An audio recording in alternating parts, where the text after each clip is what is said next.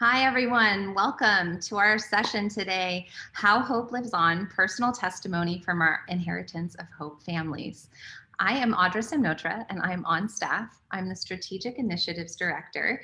And you may know that our co-founders are Derek and Kristen Milligan. We started this 13 years ago, and Kristen was my aunt. So Inheritance of Hope and the families that we serve like hers are very close to my heart.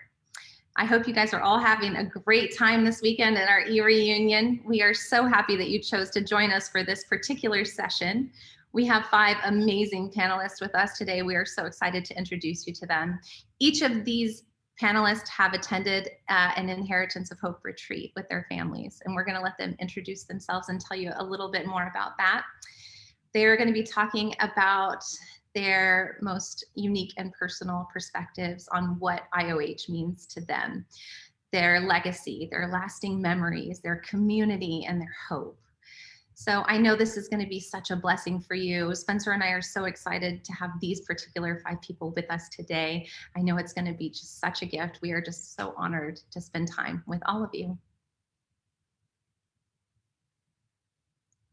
I'll go ahead and introduce myself too. Sorry, hitting mute there. My name's Spencer. I'm the development coordinator with Inheritance of Hope. And just quick background on me, I actually was served by Inheritance of Hope back in 2015 when my mom was struggling with metastatic breast cancer.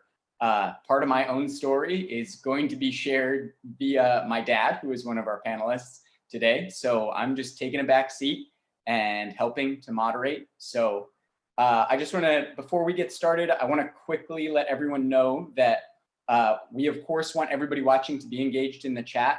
However, the panelists themselves won't be able to directly answer questions or comments in the chat since they're focused on sharing their stories. Please still feel free to put in, we really encourage you to share your thoughts and feedback to the panelists in the chat or to each other in the chat. Of course, all of these sessions all weekend are interactive, and we want you all to feel that way. So we'll go ahead and dive in now with our panelists, the main attraction. I'm gonna let we'll go around first and I'll let each panelist tell us their name, current status, whether that's former caregiver or diagnosed parent, and when and how they were served by Inheritance of Hope. So we'll kick it off with Tessa. Hi, my name is Tessa Martinson, and I am a former caregiver. And my children and I were served in January 2019 in a care retreat. Thanks, Tessa. And Becca, you're up next. Hi, everybody. I'm Becca Wilson. I am a diagnosed parent, and we were served in August with the e-retreat. Tony. You're on mute. Tony, Dad, you're on mute. Oh dear. It's learning how to use the technology. I'm a former caregiver. I attended a retreat with my family, my wife who had metastatic breast cancer at the time, and my 3 children. One of those children is Spencer. I'm Spencer's dad, which is how most people know me. And I attended a retreat in 2015. Which is why I called him Dad when I was trying to get him off. Aisha, you're up next. Hi, everybody. My name is Aisha Thomas, and I am a former caregiver. My family, my late husband and my 3 children were all served at the Orlando April 2019 retreat, and it was awesome. And finally, Nate. Okay, I'm off mute now, so I can talk to everybody. Yep, my name is Nate Mose, and my wife Amy and our 4 children got to do a retreat in August of 2014, and we live in Nebraska. We love Inheritance of Hope. They really served our family in a way that is just amazing. And I lost my wife in 2014, and then I was blessed to marry a very wonderful, beautiful woman who loves Inheritance of Hope, and she serves with us now. So her name is Wendy, and we are just looking forward to reconnecting with everybody at this reunion. Awesome. Well, thank you so much. Thank all of you really for being here today. We'll just dive right into the questions now. So the first question that we have is, what has been or was one of the biggest challenges you faced or do face surrounding the diagnosis? I'll go ahead and start. For me, being a diagnosed parent, one of the hardest things has continued to be a good parent. Some days, with treatment, I don't have the energy to get out of bed or to care for myself well, let alone to care for our daughter who's 9. And so then on good days when I do feel good, I don't really want to parent. I just want to be her friend and have fun. And so it's hard to find that balance of having fun, but yet still providing her with discipline and structure and teaching her good responsibility as well. But yet having the fun and creating those good memories that I want her to remember as well. It just brings a lot of guilt in how I parent her and struggle with that. And it's hard to watch how much trauma this diagnosis has brought to her life. It's easy for me. I can deal with what I have to do and the treatment I have to do. And even knowing that I'm going to die early, I'm okay with that. I know what's going to happen to me, and that's fine. But it's hard for me to watch the trauma it's brought to her life and to know that she is going to have to, face my death and kind of at a young age, and then, learn for herself how to navigate that without me. It's scary, and it brings a lot of guilt, just being her mom and knowing what she'll have to face.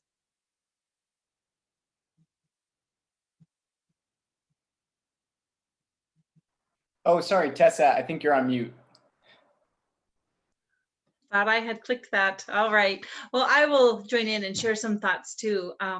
My husband, John, was diagnosed with metastatic melanoma, and about 7 years after his mole was removed from his shoulder, we were surprised with that diagnosis that had spread to his liver, lungs, and brain. And so just the shock of that diagnosis and kind of thinking we were in the clear after that little episode 7 years prior, just really hit us hard, as I know any diagnosis would for a family. The thing that really was a challenge for me was that his cognitive abilities were already deteriorating, and it was kind of the hint for us that something was going on, but we weren't quite sure what, with all of the other symptoms he was experiencing and things we were trying to eliminate. So I felt like I was processing a lot of this information, or all of this information, kind of information overload anyway, alone. And that his ability to process and remember had already been impaired. And we would have appointments, and I would sit there and just listen so intently and try to grasp every little ounce of information and every little assignment and thing we were to do, and every amount of medication and whatever it would be. And we would leave that appointment and John wouldn't remember a thing. And usually early mornings, we would be sitting and having devotions or talking, and he would ask some questions that really kind of keyed me into how much he didn't remember. And I always felt like I was the bearer of bad news too, that I would re-explain what the doctor had shared, or kind of re-explain the limitations about no longer driving or what work would look like. And so that felt really lonely to kind of process that alone. He would be the one I would talk to about this.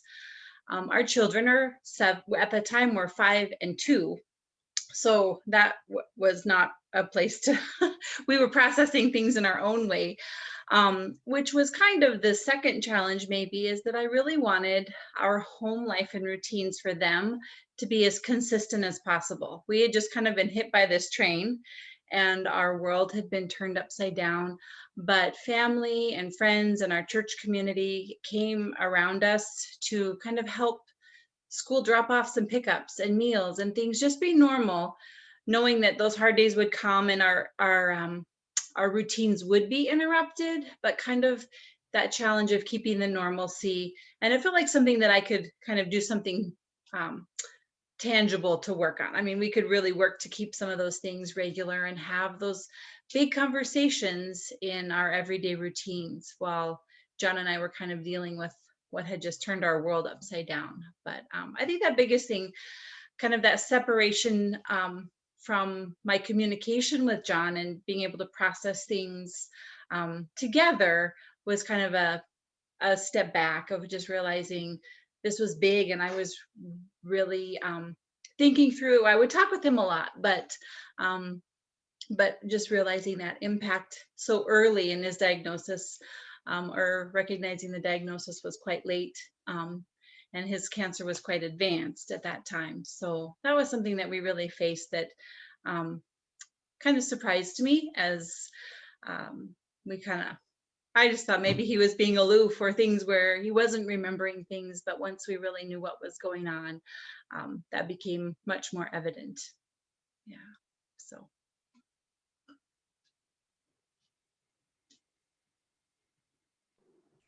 Thank you so much for sharing that, Becca and Tessa. The next question that we have is, how did your IoH legacy retreat impact your perspective on legacy? And I think I'm going first. It was a pretty major impact because I hadn't really thought about legacy prior to the Inheritance of Hope retreat. The closest I'd come probably was trying to be a good dad, and trying to be a good model for my kids. And that was sort of it. I hadn't really thought, it certainly hadn't occurred to me that you could intentionally communicate in a way with your family, your children, to leave a legacy for them, to leave something for them that was incredibly meaningful. So it sort of went from zero thought about it to, wow, I hadn't, I'm so far behind because I hadn't thought about it my whole life, and now I need to do something. So the other thing that absolutely blew me away, my wife was making the legacy video and insisted that I was in the video, which was, when I think about it, I think it was sort of a mistake because the whole time I was crying and useless. So I was just listening. But I'm so happy that I attended that with her, because she was a model for me in how I can communicate to my kids, and how I can create videos or whatever, a legacy to my kids. And she went there before me and made it easier for me to do that. I grew up in England, and being English, we're not very good at sharing our feelings. We're very, we don't like to talk about that. So it's not easy for me, but I've learned how to do it. And so I think that's really been a total change in my perspective and my life.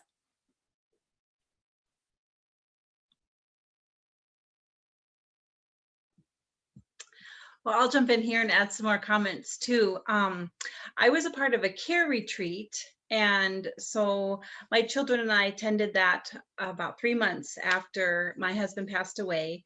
And my perspective on legacy kind of was similar to Tony's. I wanted to be a good mom, kind of had these hopes and dreams from early on in our marriage and how things would look. But I really thought a lot more deeply about legacy just moving through the application process for our legacy retreat.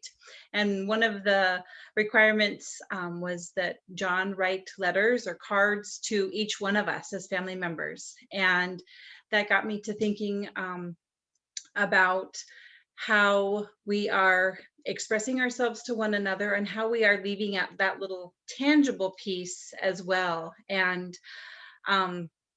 for me now, and kind of thinking through that kind of set me on a road during John's illness to really document and every day look at what we were sharing and celebrating and remembering as a family. And that I really think that is really what legacy is for me, is that celebrating and remembering what our family values. And for us, that was faith and family and fun. And how did we document that with letters or in a tangible, concrete way, with pictures or a video, but also taking time to build those memories. And Inheritance of Hope gifted my children and I some really special memories in that regard, as we looked at that. But I also have challenged myself just to be present with my children and remembering that the words that I say are things that will be a part of my legacy. Since John passed away, I've thought about how to continue to foster his legacy in our home and in our family. And John was the first one to shovel the snow or rake leaves or go help a neighbor. And he was always serving. And his servant's heart was something that many noted when they reflected on who he was. And so one of the things we've done as a family is, on the anniversary of his death, we do a service project for our community. So my children, who are now 7 and 4, we can't do too many big things, but we do some really special things. And so we've been able to do that twice now. And we talk about why. We talk about how John had a servant's heart and how serving others, what that shares with them, how that makes others feel, but also the gift that it is back to us. And so it's a special time to remember and celebrate, and take a hard day and really, I feel hopefully over the years that will just instill that servant's heart in my children, but build a legacy and memories in that regard too. And then just through Inheritance of Hope, I've come up with a couple other ideas that have been shared in the newsletters or in videos, that are just simple ways to be intentional. And I think maybe that's kind of being present and being intentional in just what you pass along and share with your family has kind of resonated, or maybe are 2 words that stand out to me in what I've kind of gained through our experience of meeting and being a part of the staff and volunteers with Inheritance of Hope.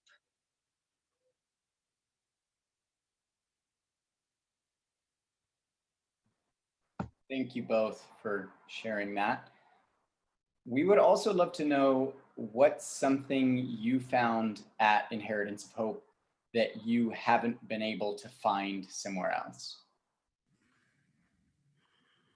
I know for me, one of the things that's been really pronounced is a memory at my retreat when I was meeting with other caregivers. And one of the caregivers said something to the effect of, you know, I'm about to lose my spouse and I'm going to go through the hardest thing I've ever gone through, and I don't know if I'm going to make it. And there was, Derek was in the group, and he said something to the effect, I'm paraphrasing, of, you know, myself along with many of the volunteers here have already gone through that hardest thing in our lives, and we've, you know, moved forward through it. And that just spoke to me so strongly at that time. And then for the 1.5 years that Brad has been, that he passed away. And because I kept going back to that to think, I have permission to move forward in my life without guilt, without shame, without blame.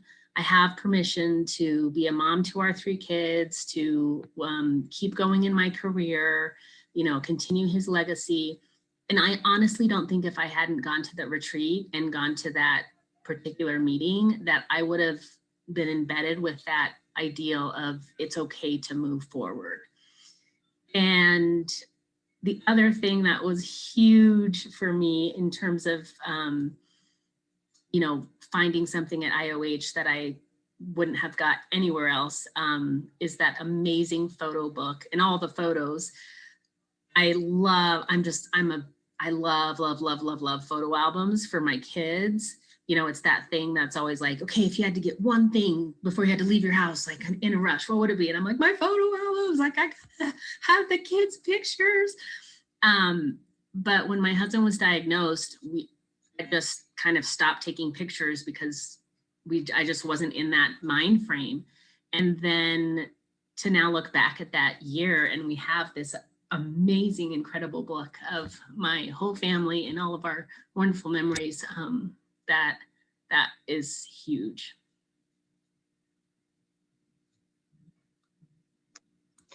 I'll jump in here too.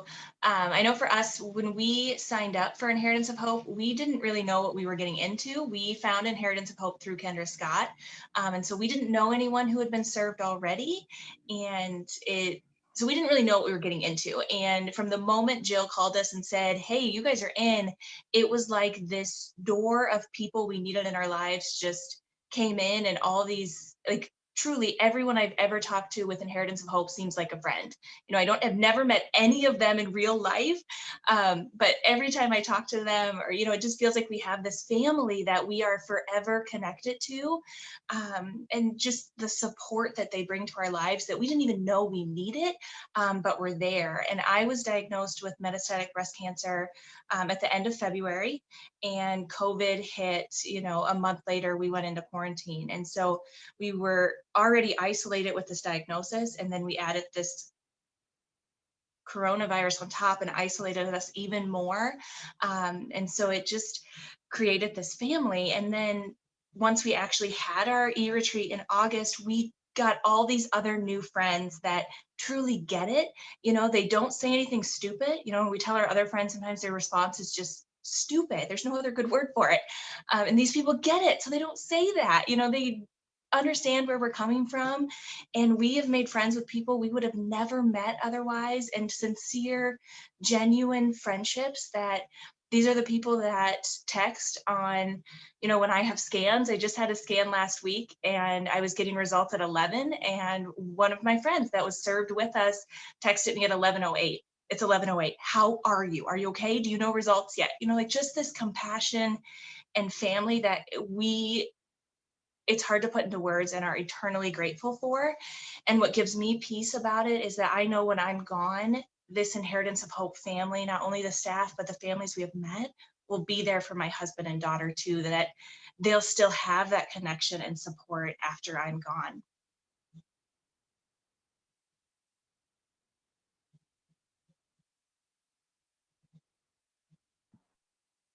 Nate, we haven't gotten to hear from you yet. Did you have anything you wanted to throw in on that particular question? Hopefully we have a good enough connection. Yeah. The connection kind of keeps going in and out, but I'll share some thoughts that I had put down on paper considering this this idea and everything. So my story is a little different than a lot of others, where they were searching, you know, for something specifically like Inheritance of Hope. Like, you know, Derek and his wife, who started Inheritance of Hope, they were searching for something for their family, but they weren't able to find anything. And that's really the core and the basis of how it got started, which is just amazing to me. But mine was completely different. I was not looking for anything. In fact, Inheritance of Hope kind of found me through a friend that I had locally who had been to a retreat, and he came to work one day and just simply said, our church is praying for your wife and you. And I just want to share a little bit about Inheritance of Hope. And I was like, inheritance of what? And so, yeah. And so he actually contacted Jill Thompson, and Jill called me specifically and talked to me about Inheritance of Hope. And, you know, I could just tell something was different about Jill, and her love for the Lord was evident. And, you know, so we went and we did the retreat in Orlando, and it was just such a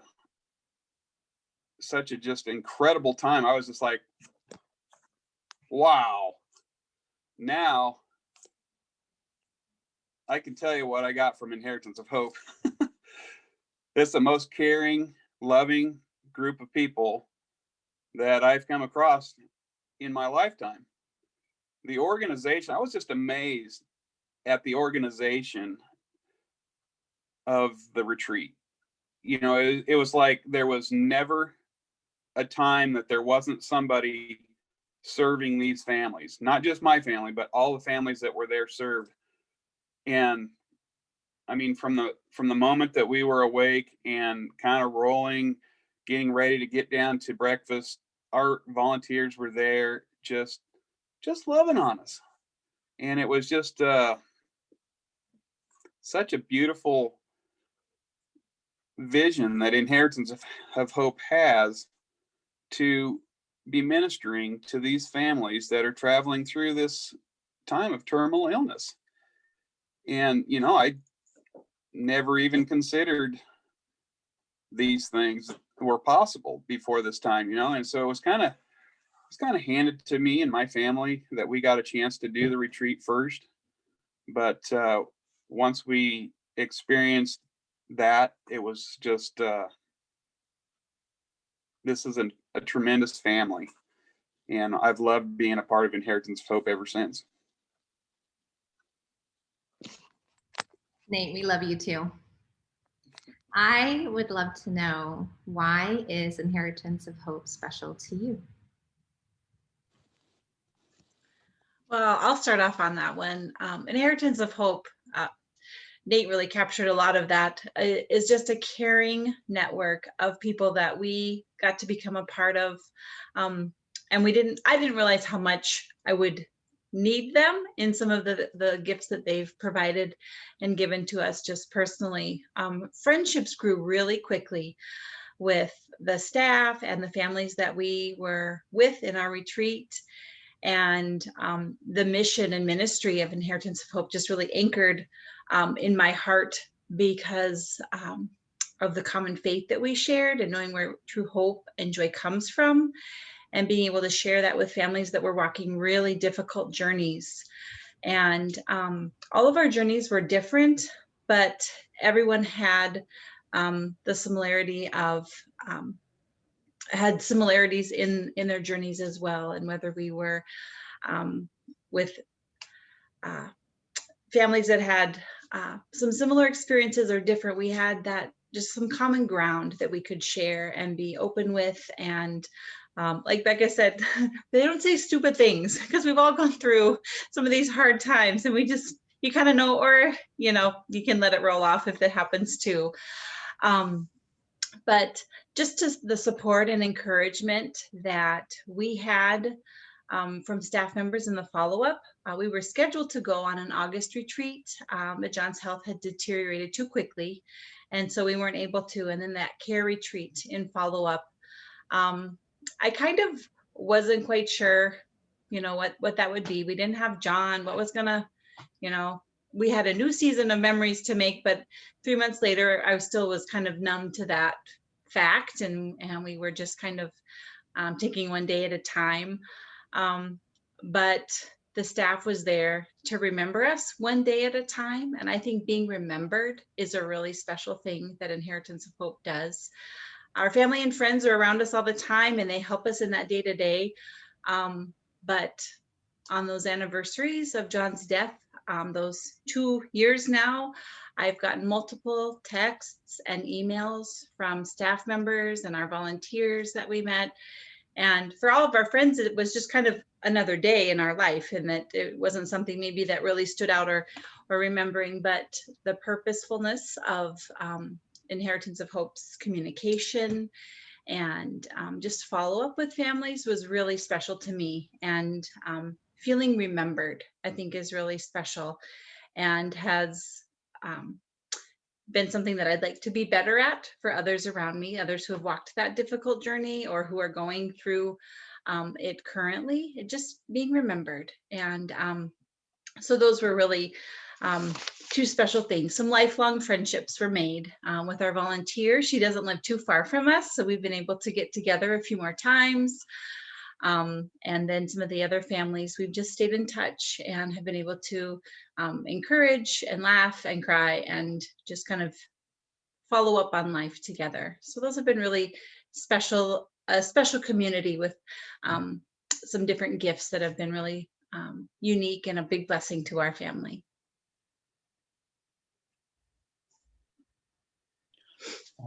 IoH it really changed my life.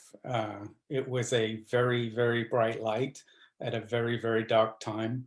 My wife was dying of breast cancer, and I had become obsessed with trying to find a cure, or to find what best medical research there was to get treatment.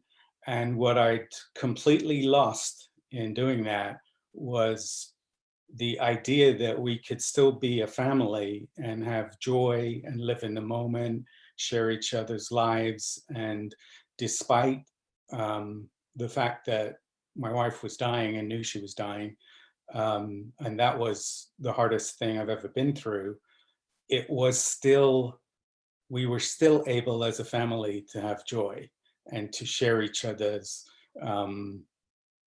fun times as much as, or able to have fun times as much as share our grief. What makes IoH special, and I've thought about this a lot in terms of sort of the bigger picture, when I think about sort of society now and in general, the world, we seem to want to run away and be in denial about death. And we all die, everybody dies, nobody knows when they're going to die. And the more people I spoke to, the more I realized everybody's dealing with grief and pain and loss. There isn't anyone who hasn't lost. You may not have lost a spouse, you may not have lost a parent, but most, if not everybody, has felt that some loss and some grief. And what's so different about the people at IoH is they make themselves proximate to it. They want to be with people suffering and in pain, and there's no fear to go be with people who are at the most difficult points in their lives.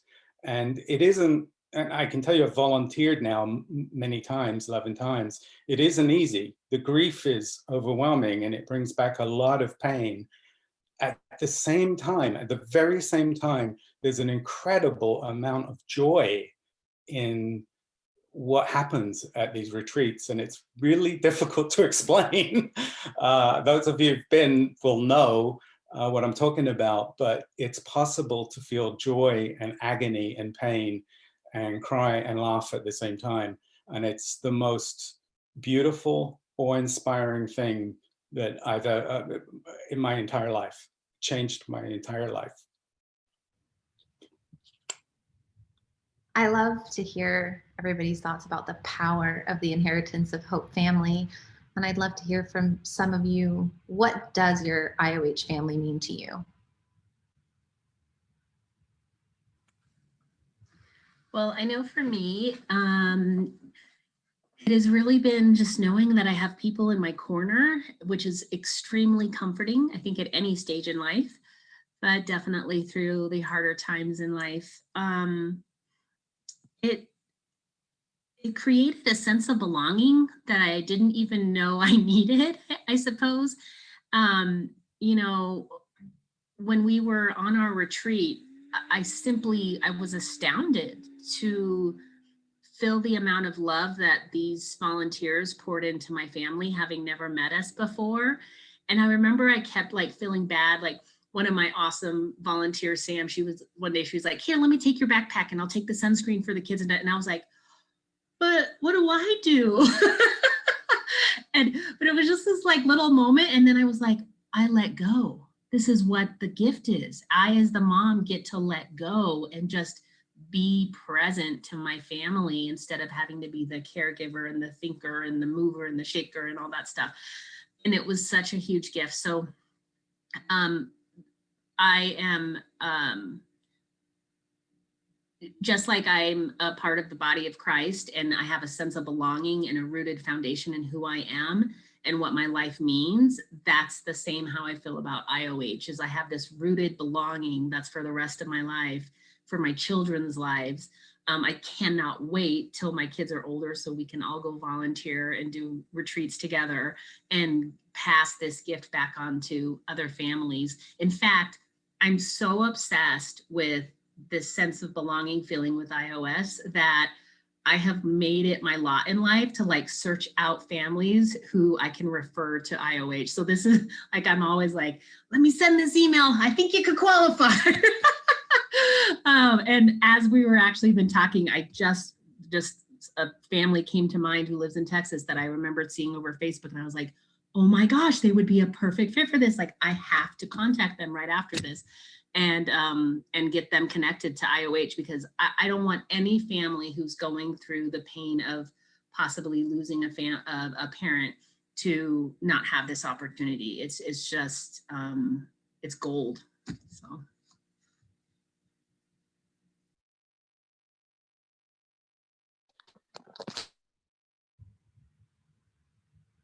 Nate, I think you started talking, but you're frozen.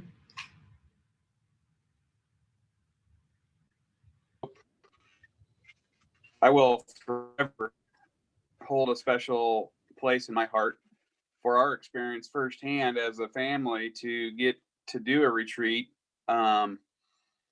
Just like you said, just the volunteers. Our family, we had 4 children, so we had 2 volunteers that were just with us, and love those 2 girls to death.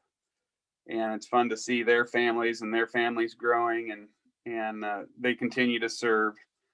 And but just the people that I've met and being able to, you know, sometimes you get involved with something, and then the bigwigs, the people that are at the top, you know, they like you for a while, and then they don't know you anymore. And that has not been the case with me.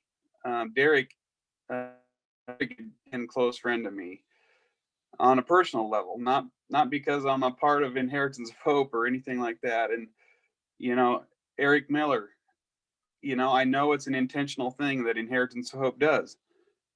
Every year, I've got a message the day that he died.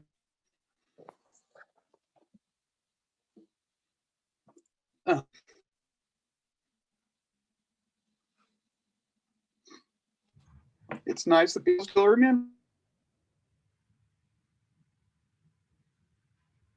It's a powerful answer, Nate. We've talked a lot about the experience from each of you, but we're curious to know, what are some ways that your children have benefited from your legacy?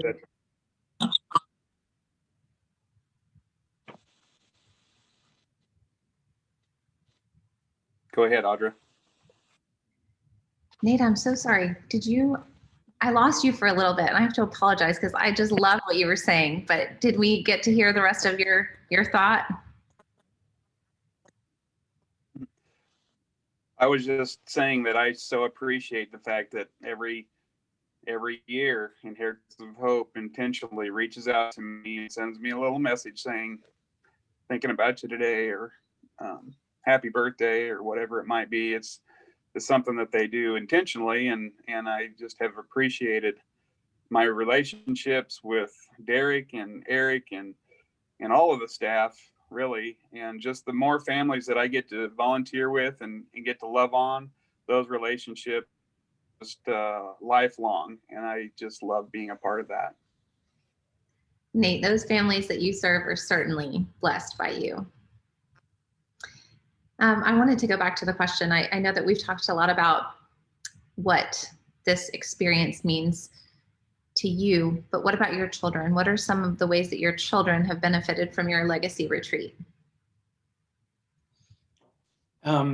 So You don't only have to talk about me. yeah, it's all about Spencer. Well, one anecdotal story from our retreat.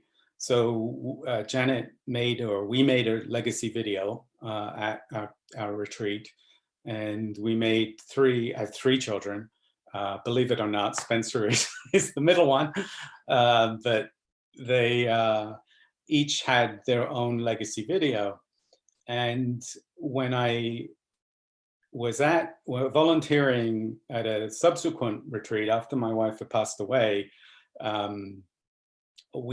Derek asked us to talk about you know, how important this video was and how meaningful it was. And so we had to talk to the whole group of people who were attending that retreat, that subsequent retreat.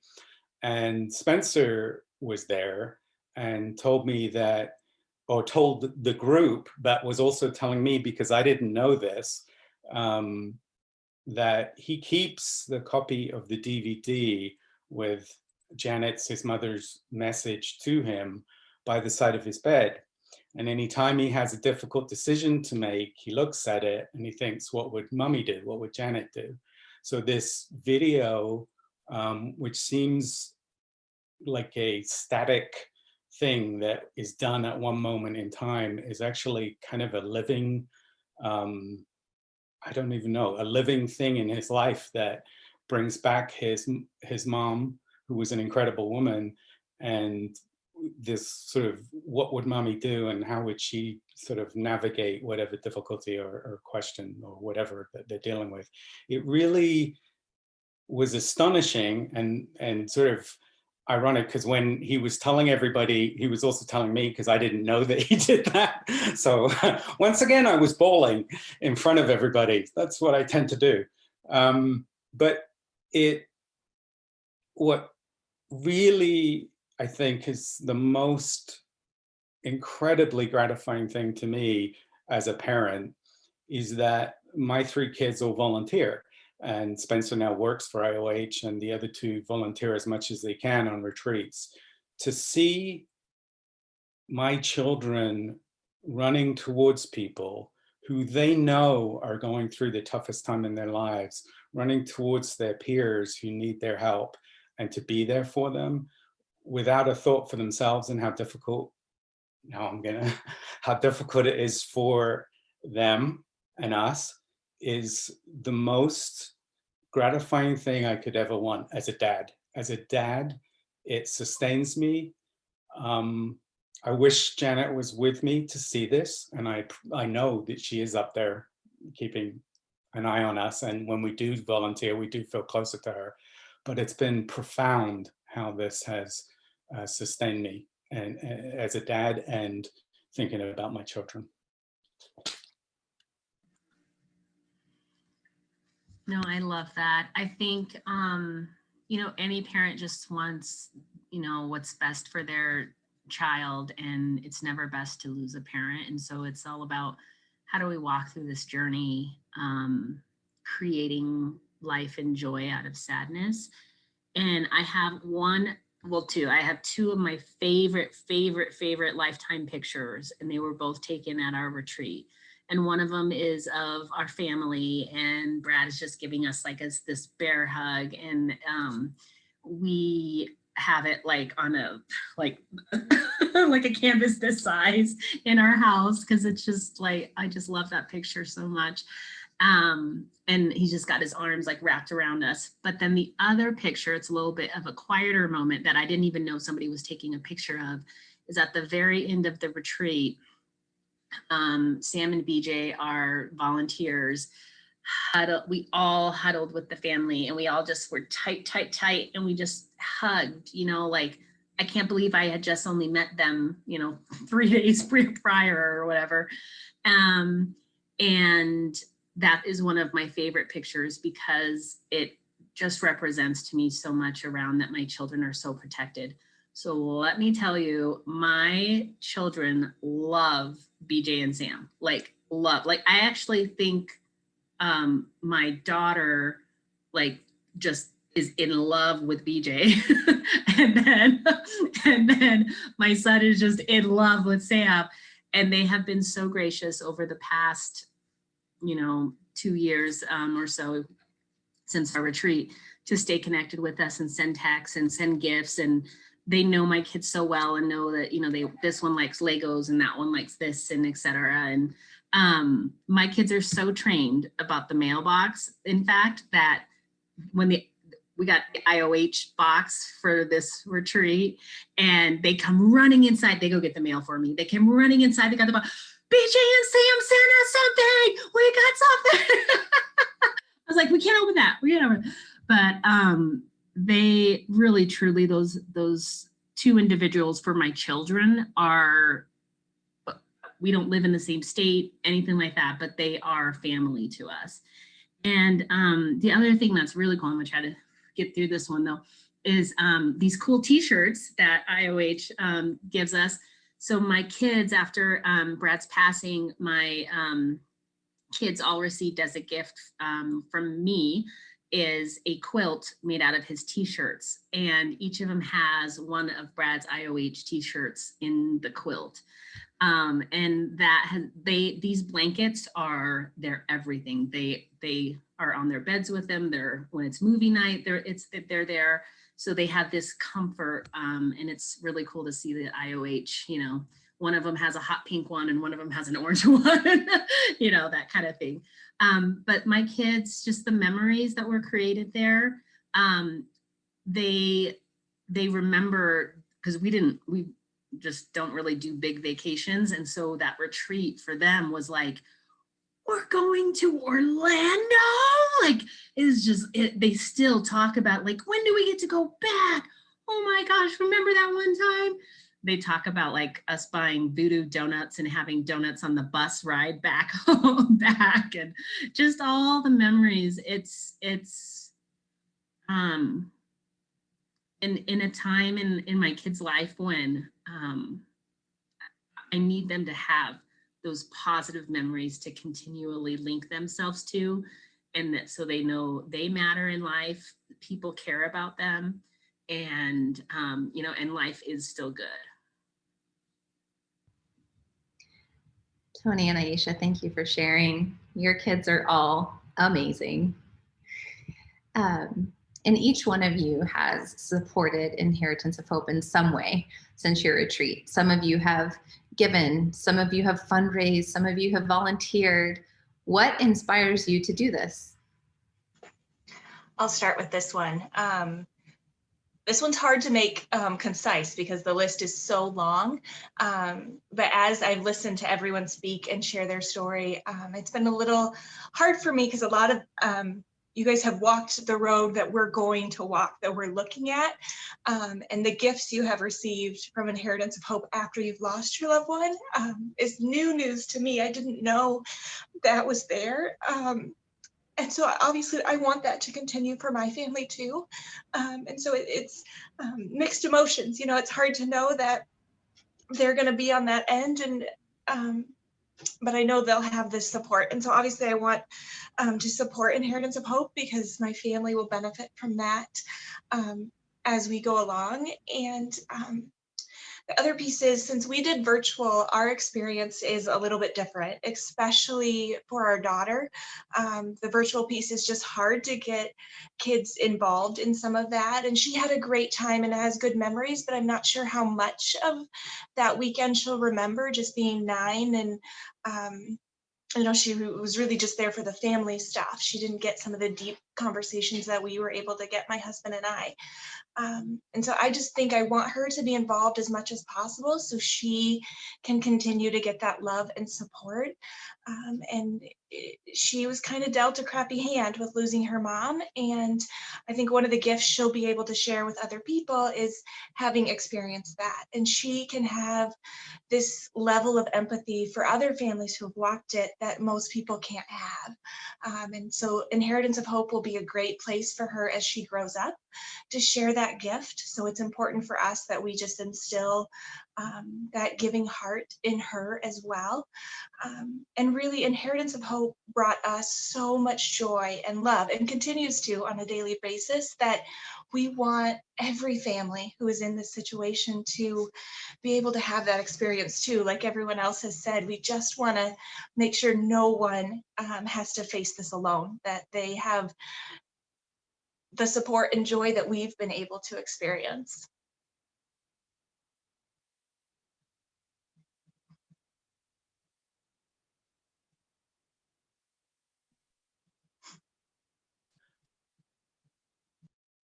I think I'm supposed to follow that, and I'm blown away by what you said, Beck, and I wish we could be in person so I could give you a hug. This virus thing is this pesky virus we sustain each other by being with each other and connecting with each other, and we are doing that through this. But sure would be better if we were in person. Why do I continue to be involved? Gosh, for me, the answer is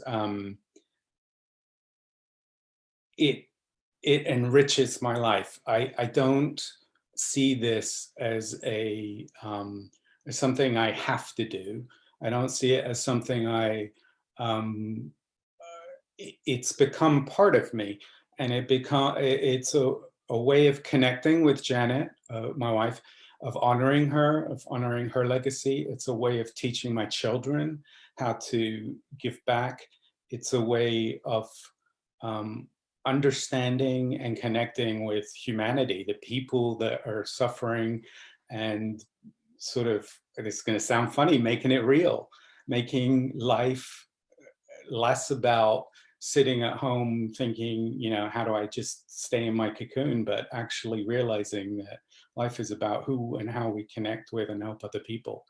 And I get more joy from that than anything I've ever done in my life. I worked for a long time, had a great job, and loved my job, and I've got nothing bad to say about that, but nothing comes close to how profound it is to be able to work or serve a family on a retreat and get to know these people as close friends, even when you know that one of those people is going to die. And I have texts on my phone from people that have passed away that took the time to text me before, when they knew they were dying, just to tell me not to worry and that they were in a good place. And I just read these texts, and the power of that love for them to reach out to me, who am I? It just blows my mind. And I thank God, and I thank this organization for, I thank, it was a wonderful gift that came into my life. And I wish that Janet, that none of it, if I could have her back, it would be fantastic, but that isn't going to be. And this is the best possible scenario given that loss. I don't know if I answered that really well. Tony, Well, like I was rambling. Go ahead.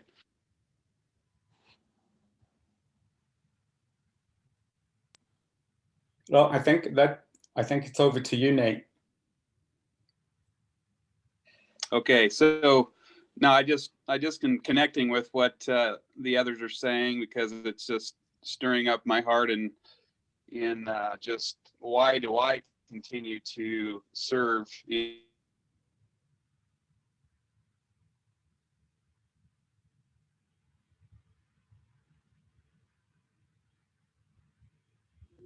There we go.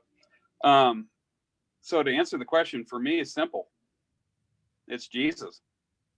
I grew up in a Christian home, loving parents. Just lost my dad. He was 84 this last Christmas. Incredible man, loved the Lord, loved his wife, loved his family. I had loving siblings. I was been in good churches my entire life. But honestly, I'm not sure I ever experienced the love of Christ more strongly than I did at my Inheritance of Hope retreat. And, Jesus said,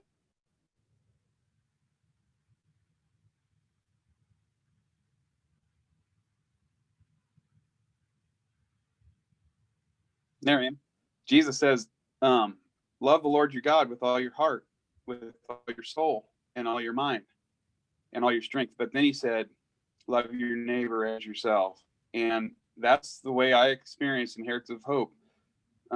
The staff, the volunteers there, they loved on my family. They didn't even know who I was before I got to the retreat. And now that I've been a volunteer and I've been able to, support Inheritance of Hope, I've had the joy of experiencing the joy of serving. And just like Tony said, it's better job than you could ever imagine. And, you know, when I got home,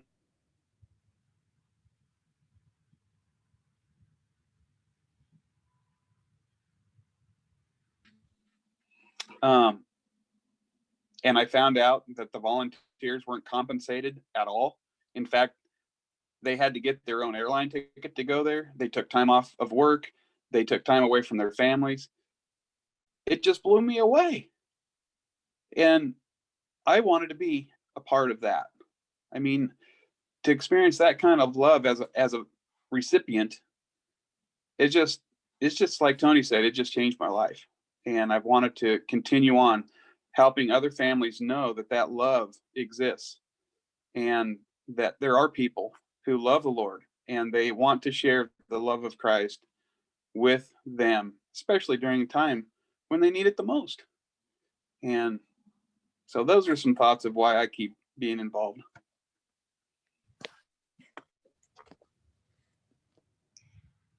Awesome.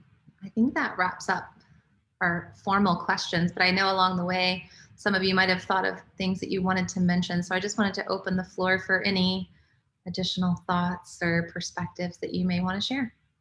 Can I'm thinking about one other reason why I serve, and do we have the time? Are we okay on time? We do. I hope Nate doesn't mind me saying this. And I served with Nate on one of the retreats, and Nate is a really, really funny person and very entertaining. And we were with a bunch of the kids, and he was very good at keeping those kids entertained. But there was a moment where Nate stepped outside and I didn't know where he was. And I walked outside and he was in tears and really upset. And it was the 3rd anniversary of his wife's passing. Or was it your passing or 3rd anniversary of the attendance at the retreat? Anyway, the pain that he was going through. And of course that brought everything up for me. And it occurred to me in that moment that we're not just doing this for the people that we're serving at the moment, we're doing it for each other. We're trying to sustain each other as brothers in Christ. Nate's now like my brother because we went through that. And his son was there serving too. So it was just a powerful moment that has stayed with me. And it's that one moment to see someone else who's going through what I went through, and a moment of vulnerability, a moment of deep emotion, but at the same time, they're serving other people. It's just, it's so profound. Sorry, Nate, I didn't mean to. That's okay. Thanks, Tony. I appreciate you sharing that. It's real.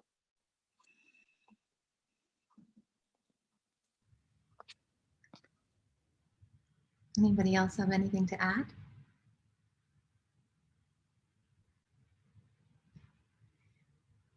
Well, I was really excited. Nate, I wish we weren't on a delay because I just love hearing from you.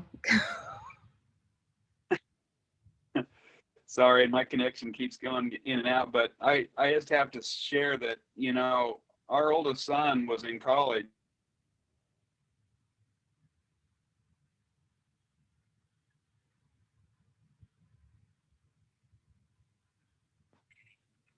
When we got to do our retreat.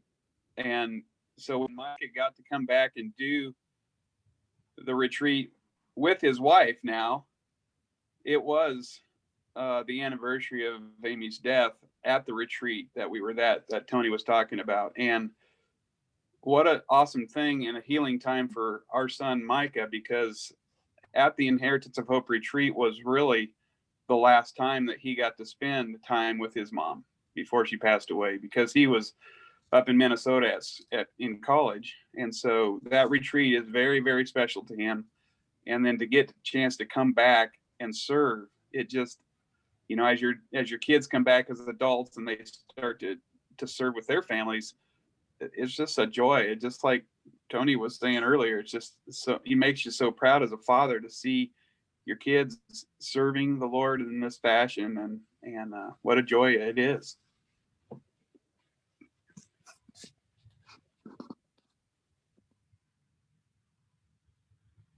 That's awesome.